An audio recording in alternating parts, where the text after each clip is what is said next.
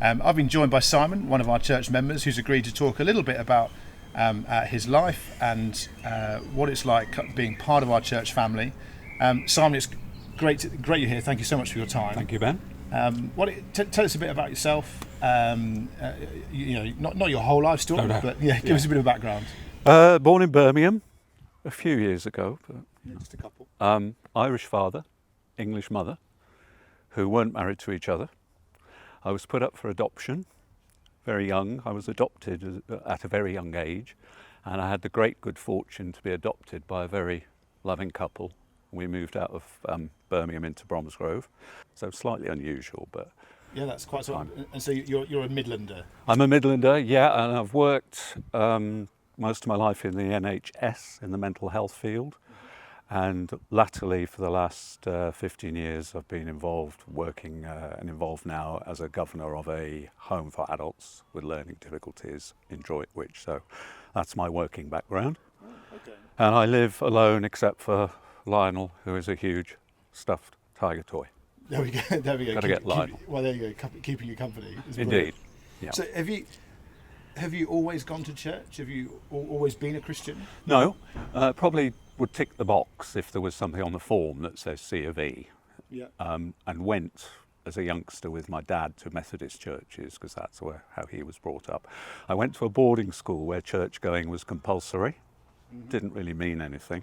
Yeah. Unfortunately, bullying was compulsory as well, and I got pretty much bullied because of being adopted. Mm-hmm. And I learnt that the way to deal with that was to quite literally knock a bully out, which made me think that that was the way to deal with my problems, which I did take into young manhood and got involved in quite a few scrapes. There's no denying it. And that was my involvement, non-involvement with church.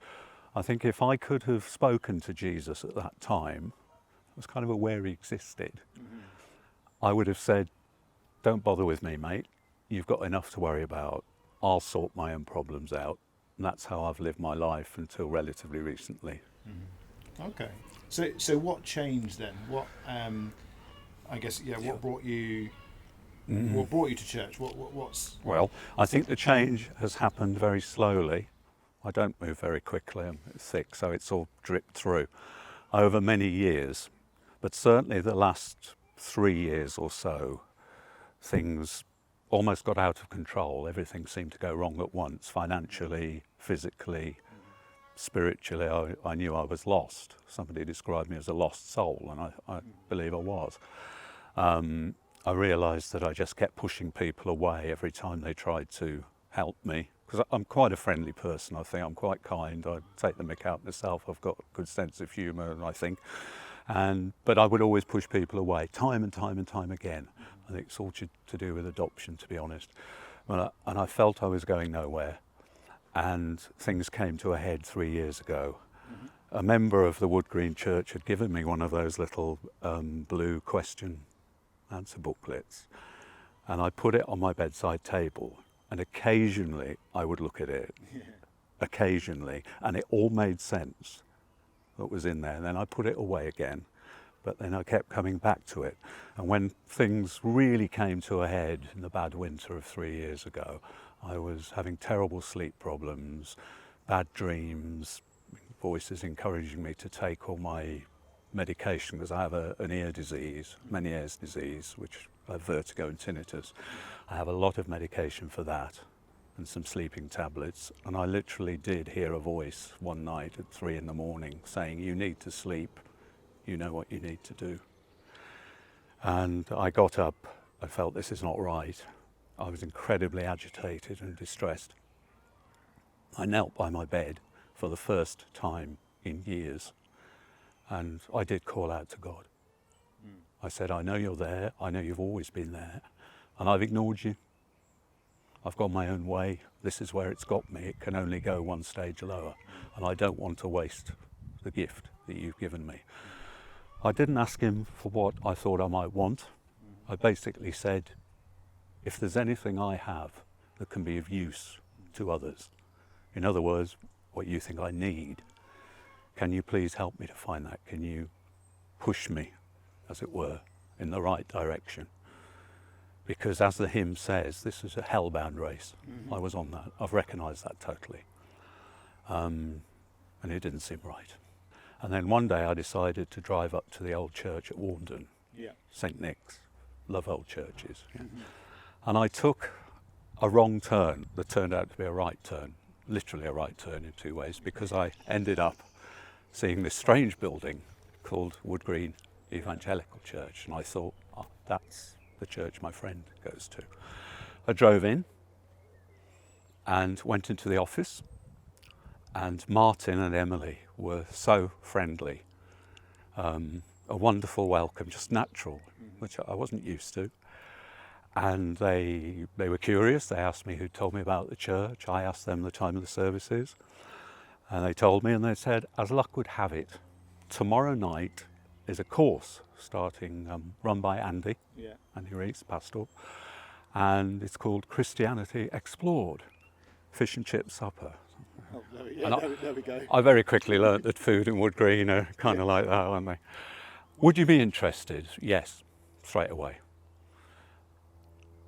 Went along the next evening, and Andy kind of bounded towards me with that arm outstretched. Simon, mate, so good to see you, so good of you to come. And I thought that was just wonderful. It was so natural, and everybody else on the course, they were either newbies like me or ladies like Sue who've been going to the church for a long time and were just so supportive. And I thought, I've been looking for something like this. I really have. I've not found this. I have been in other churches and they've been fine. And it's probably me that's been wrong for them. And I've been going ever since. You can't get rid of me now. No, we keep trying. I know, but there we are. There you are every week. It's great. I'm sorry. I mean, I guess, so to folk watching or people listening and hearing your story for the first time, I guess what would you say would, I guess that people might kind of turn around and say, well, okay, it's all good for you. You kind of found this nice kind of network of people. And so life is, but actually, what difference does knowing Jesus make to your life now? Why throw your lot in with him? Yeah. Because for the first time ever, I believe, I have a foundation. I've lived my life on a shifting sand. And sometimes that's fairly stable. Shifting sands are. And then they leak, they go, they wobble, they start to sink. I have a foundation now in reading about Jesus, in reading about his life, in reading about the disciples, who I'd never done that. You'd always see these pictures of saints looking holier than thou. You read about them and you realise they're as human as I am. They're as fickle and as stupid, and they mucked up and they fought each other and they argued. My namesake, Simon Peter, what did he do? He denied Jesus 3 times. I screw up every day, I know that, we all do. But there's a base now, there's a bedrock, there is a joy. Happiness, sadness are like clouds, they go over. Happiness is great, sadness can be dealt with, grief, all those things, terrible things. We know life is hard with everything that goes on. But to have, and I know I'm new to it, but to have that small but deep joy, which I hope will be growing, that has made a tremendous difference. I don't feel alone anymore. Simon, thank you so much for joining us. That's really, really great to hear. Thank you.